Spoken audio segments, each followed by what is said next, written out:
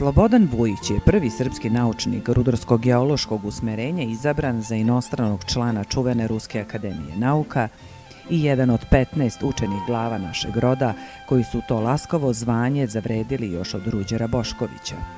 Smatraju ga osnivačem Beogradske škole matematičkog modelovanja, sistemskog inženjerstva i primenjenog računarstva u rudarskoj geologiji.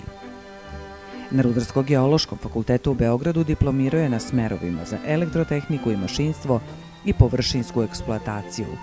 Doktorirao je na matičnom fakultetu, a usavršavao svoj institut u Vinča, Moskovskom državnom rudarskom univerzitetu, Ukrajina projektu Kijev, Rudarsko-metalurškoj akademiji Krakov, Univerzitetu Lomonosov i Imperial College-u. Uspešno je predvodio projektantske timove u rudnicima Jugoslavije i Srbije, ostavivši iza sebe više od 200 projekata, studija i investicionih programa.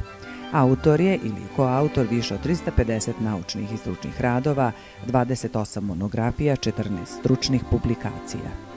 Član je Akademije inženjerskih nauka Srbije, Ruske akademije prirodnih nauka, Akademije rudarskih nauka Rusije, Balkanske akademije za mineralne tehnologije i Balkanske akademije rudarskih nauka.